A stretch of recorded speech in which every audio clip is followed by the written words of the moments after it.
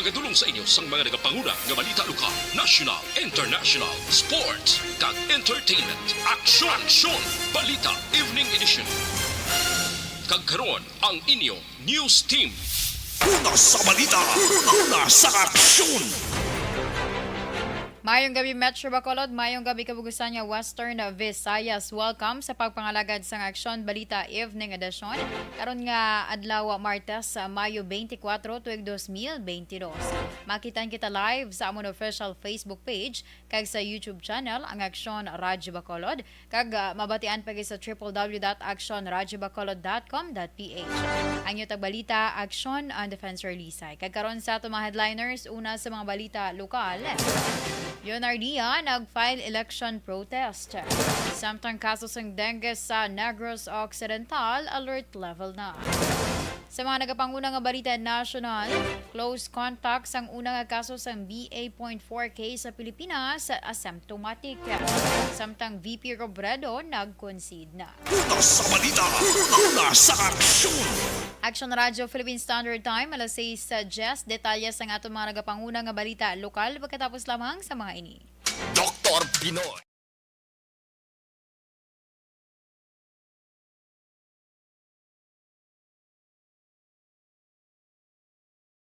Alamin kung paano sumali sa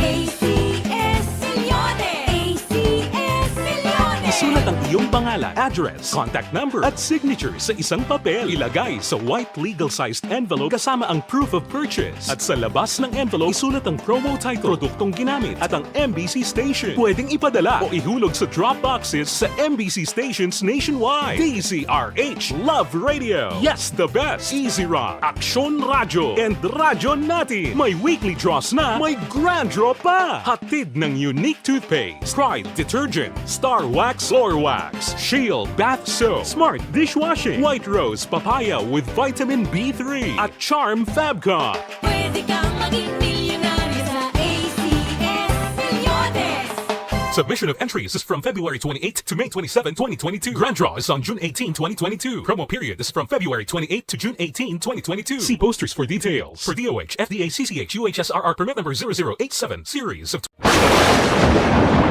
Ang elementary nga evacuation center na concern din baha man. Uy, kasi tinagaman amat kumansaka ang tubig. Actually, ko po Di ba medyo mataas na ang tubig, so ginaulat natin nga Pagsuwat nga ng traffic to or ng traffic dito sa sulod ang Mang continuous rain ang nag-isang sa factor sa pagsaka at sining tubig sa subong. Ang Pilipinas sa mayas ang early warning system para mahibaluan ang lakas ng panahon. Gani, wala sa rason nga hindi kita makapreparar karon nga rainy season. Yari ang pila ka mga action tips nga dapat mo may baluan. Kung nagapuyo sa lugar nga masabi ginabaha, mag-monitor sa balita para sa anunsyo sang pag-asa sa lakas ng panahon. Isa sa pinakapos nga pamaagi para malikawan nga magsulod ang baha sa balay, among paggamit sang sandbag. Ang sandbag ang isa kasakong nga may unod nga balas nga pwede ibutang sa pertahan upon ginaagyan sang tubig para temporaryo nga makontrol ang pagsulod sang tubig sa inyong nga balay. Antes naman ng rainy season, dapat nakapreparar ka na sa pagkaon, flashlight, pito, kandila, hygiene kit, power bank, transistor radio, importante nga mga dokumento kag iban pa nga kinahanglanon. Ini ang dapat isulod sa go bag nga dapat ibutang sa isa ka lugar nga mapus kuhaon sa tion nga kinahanglan nga mag-evacuate.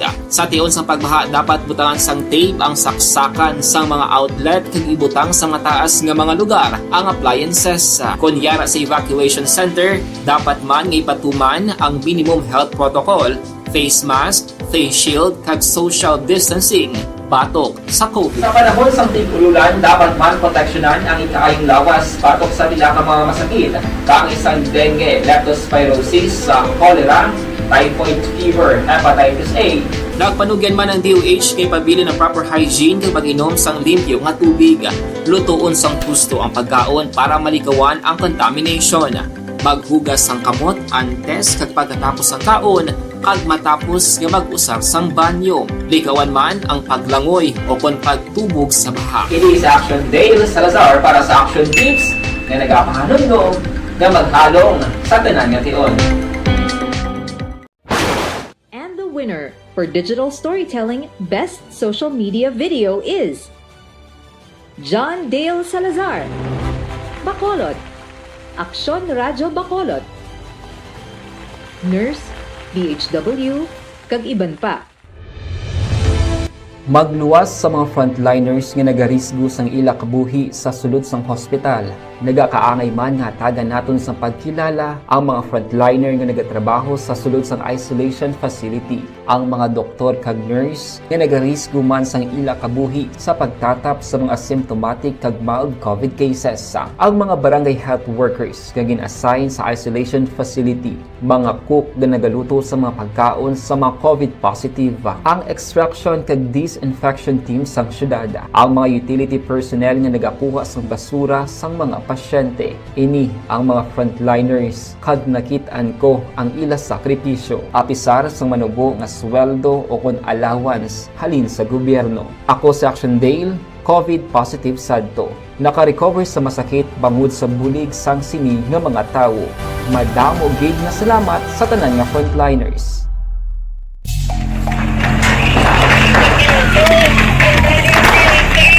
Pressure na tayo! Pressure!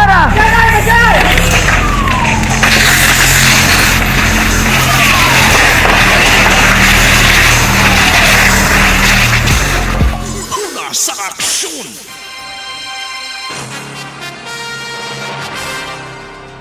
Kag salita na sa aton mga nagapanguna nga balita lokal, nag-file sa election protest si Bacolod Mayor Evilio Leonardia kag ginaduso ang manual recount sa mga boto sa 450 ka mga clustered precincts sa syudad sa Bacolod. Ang election protest personal nga ginfile ni Attorney Marcos Vaflor, ang abogado ni Leonardia, sa Mayo 20 sa Comelec Central Office kag ginaduso man nga madeklarar ang failure of elections sa Bacolod. Subong nga hapon, nagpatigayon sa press conference si Dr. Chris Rongon, ng spokesman sa Grupo Progreso, kaupod si Vaflor kag Attorney Jairi Alimon. Ginapahayag ni Vaflor, lakip sa grounds ng protesta ang lapnagon nga vote buying sa syudad kag ginaligar pagtugot sa mga fake voters nga makaboto. Kumpiyansa ang legal team ni Leonardia nga may mabakod sila nga ebidensya kag may nagakaigo nga mga testigo kag sunod pa kay Vaflor, wala pa sila sa may nabaton nga mga notisya sa Comelec kag ang mga hearing patigayon na sa Manila.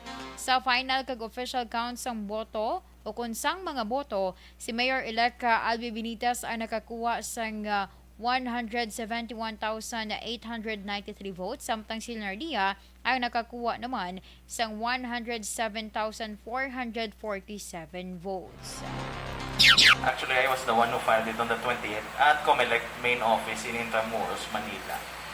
May 20 was, I think, the deadline to file this election protest, so we had to double time it because the proclamation was done on May 10 and we have only 10 days therefrom to file it. Ang kabahin sa pagpahayag ni Attorney Marcos Vaflor. Sa iban nga balita lokal, yara na sa alert level ang kaso sang dengue hemorrhagic fever sa Negros Occidental sa unang quarter sang tuig 2022. Ini ang ginpahayag ni Provincial Health Officer o kon PHO Dr. Ernal Tumibang sa Sinapol nga ginpatigayon kay ina sang aga sa Al Fisher Hotel sa syudad sa Bacolod, kaupod ang mga city kag municipal health officers sang probinsya. Suno ay Tumimbang, makabig nga makaalarma ang pagdamo sang kaso kag ginabalakan nga posible nga maglabot sa epidemic level kung hindi mahatagan sang pagtamod. Sa dengue fever surveillance report sa PHO umpisa Enero 1 tubtub Mayo 14, 2022, o na 511 ang kaso ng dengue sa Negros Occidental, mas mataas ang 133.68% ikumparar sa 174 ka kaso ng 2021 sa amuman nga period. Sa morbidity week number 19 o kun Mayo 8 tubtub 14, 2022 nakarecord ang probinsya sang 71 ka mga kaso. Ang banwa sang hinigangan amo may pinakadamo nga kaso nga may 46. Mayo 5 man o kuna may 5 man ka mga nagkalamatay subong nga tuig ikumparar sa 3 nagligad nga 2021. Ang 5 halin sa Himamaylan, Talisay, Calatrava, Tuboso kag La Carlota. We are now at the alert level sa dengue. No, that means this time, amunin nga week, ang aton cases of dengue, comparing sa aton alert level, hara na siya tugtong sa alert level.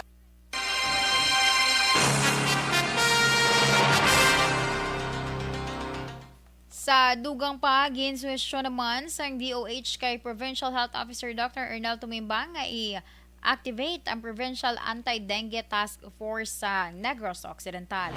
Ini kasunod sa pagsaka sa kaso sang dengue sa unang quarter sang 2022.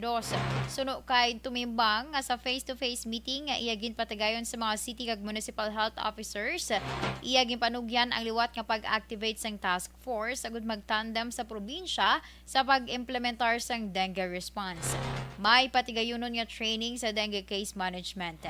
Ginklaro ni Tumimbang nga ini nga pamaagi ang nahimo na sang gobyerno provincial nagligad nga mga tinuig, ilabi na sang 2019 sa diin gindeklarar ang dengue outbreak sa probinsya. Dugang pa ni Tumimbang, tingwaan nila nga wala sang may mapatay nga dengue patient kag mapunggan ang pagsaka sa kaso. Subong nga 2022, ginakabalakan ang liwat nga pagdamo sang kaso sang dengue pangod sa tig-ululan kag epidemiologic cycle. Ipatuman na sa bulan sang Hunyo ang distribution hike sa mga miyembro sang PhilHealth. Suno kay Janimhe Halbuna, ang tagpamuno sang Public Affairs Unit sang PhilHealth Region 6, mahimo na nga 4% gikan sa bulanan nga sweldo sa mga empleyado ang kuwaon para ibayad sa PhilHealth nga nabase man sa Universal Healthcare Law. Dugang pa, bangod sa pandemya dala sang COVID-19, wala na dayon ang matamat nga pagpasaka sang kontribusyon nga 3.5 kuntani sa tuig 2021. Na saad man sa lahi nga sa tuig 2024 kung 2025 mangin 5% na ang kontribusyon sa mga miyembro sang PhilHealth. Nagapasalig naman ang gobyerno nasyonal sur kay Halbuna nga tungod sa pagsaka sang bulanan nga kontribusyon, mas mapasanyog kag mas mapabaskog pa ang serbisyo kag paghatag benepisyo sa nasambit nga ahensya sa mga benepisyaryo. Ginpahayag man ni Halbona nga bangod sa PhilHealth contribution, dako ang nabulig kag nakahatag pa sang benepisyo sa mga frontline workers. Una sa balita, una sa aksyon. Action Radio Philippine Standard Time, alas 6:21. Pabasko gang ikayong lawas.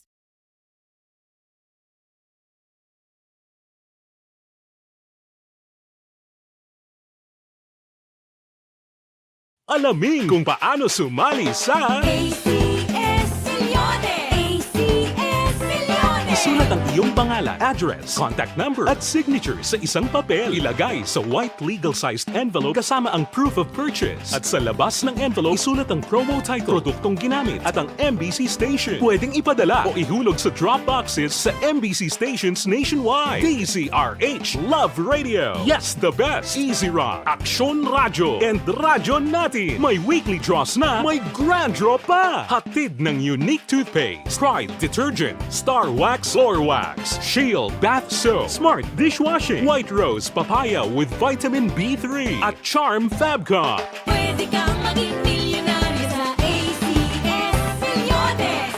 Submission of entries is from February 28 to May 27, 2022. Grand draw is on June 18, 2022. Promo period is from February 28 to June 18, 2022. See posters for details. For DOH, FDA, CCH, UHSRR permit number 0087, series of Ang elementary nga evacuation center na concern din baha man. Uy, kasi pinagamat-amat pumansaka ang tubig. Actually, ikaw po Medyo mataas na ang tubig. So, ulat natin nga pasuwat nga ng traffic to or ng-transit dito sa sulod ang mga continuous rain ang nag-isang sa factor sa pagsaka sa sining tubig sa subong. Ang Pilipinas sa mayas ng early warning system para mahibaluan ang lakas ng panahon. Gani, wala sang rason nga hindi kita makapreparara karon ni rainy season. Yari ang pila ka mga action tips nga dapat mo may baluan. Kung nagapuyo sa lugar nga masabi ginabaha, mag-monitor sa balita para sa anunsyo sang pag-asa sa lakas sang panahon. Isa sa pinakapos nga pamaagi para malikawan nga magsulod ang baha sa balay among paggamit sang sandbag. Ang sandbag ang isa ka sako nga may unod nga balas nga pwede ibutang sa pertahan upon ginaagyan sang tubig para temporaryo nga makontrol ang pagsulod sang tubig sa inyong nga balay. Antes naman ng rainy season, dapat nakapreparar ka na sang pagkaon, flashlight, pito, kandila, hygiene kit, power bank, transistor radio, importante nga mga dokumento kag iban pa nga kinahanglanon. Ini ang dapat isulod sa go bag nga dapat ibutang sa isa ka lugar nga mapus kuhaon sa tion nga kinahanglan nga mag-evacuate. Sa tion sa pagbaha dapat butangan sang tape ang saksakan sang mga outlet kag ibutang sa mataas nga mga lugar ang appliances. Kunyara sa evacuation center, dapat man nga ipatuman ang minimum health protocol, face mask, face shield kag social distancing batok sa COVID. Sa panahon sa tigululan, dapat man proteksyonan ang ikaayong lawas batok sa pila ka mga masakit, kang isang dengue, leptospirosis, cholera, typhoid fever, hepatitis A. Nagpanugyan man ang DOH kay pabili ng proper hygiene kay pag-inom sang limpyo nga tubig. Lutuon sang gusto ang pagkaon para malikawan ang contamination.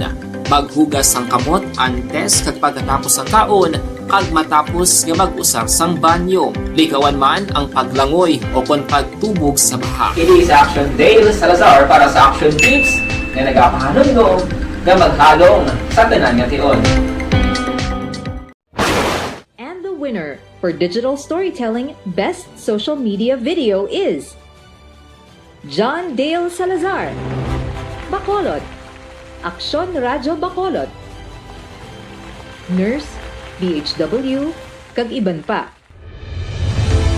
Magluwas sa mga frontliners nga nagarisgo sang ila kabuhi sa sulod sang hospital.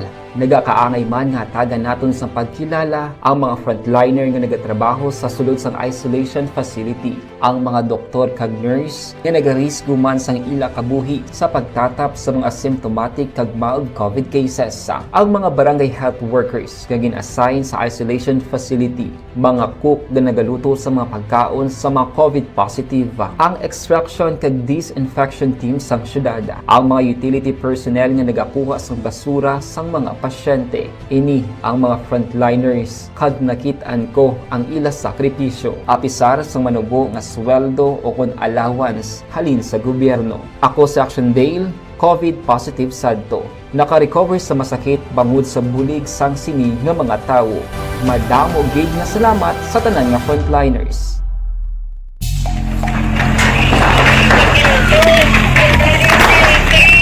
Presyar na tayo! Presyara!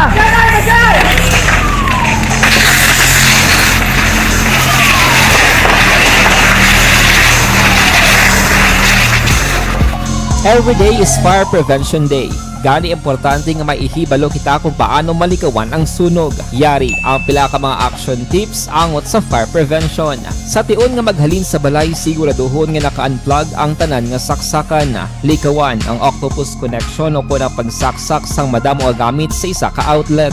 Dapat wala man sang overloading sa mga saksakan kag lantawon kung masarangan ang mga appliances nga nakasaksaka. Likawan ang mga substandard nga kagamitan. Hindi pag i-charge ang gadget overnight kaang isang cellphone. Taguon ang mga posporo, lighter, kag iban pa nga flammable materials sa mga kabataan.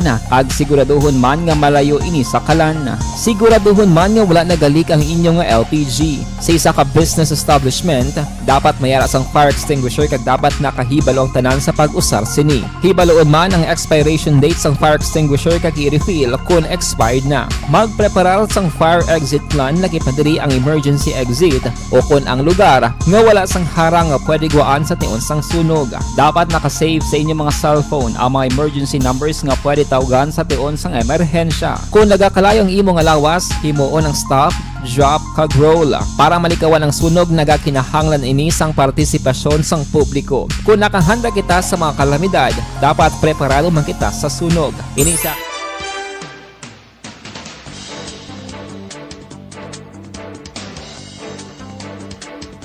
Ang pagpabilin sa healthy levels ng vitamin D sa lawas makabulig para sa youthful kag healthy cognitive function. Ang Life Extension Vitamin D3 may dakong papel sa aton lawas bangod ginasuportahan man sini ang aton nga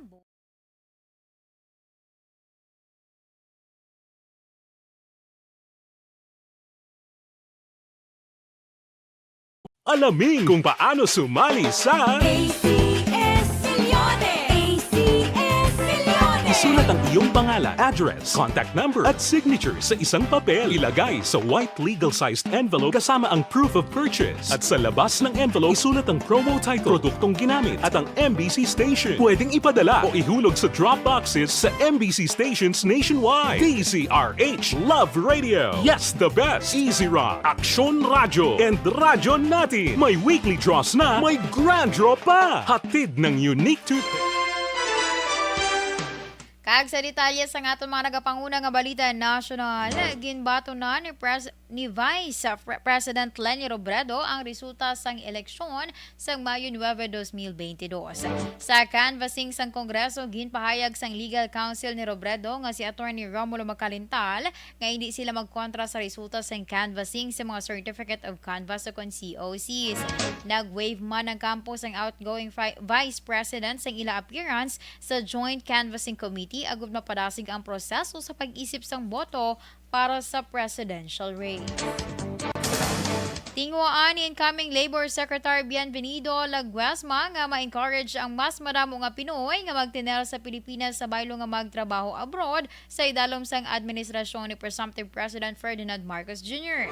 Suno kay Laguesma, misyon sini ang pagbukas sang mas madamo nga oportunidad sa trabaho agud nga mahatagan sang kahigayunan ang mga Pinoy nga makapili kung bala magtiner kaupod sa ila pamilya o kung magtrabaho abroad.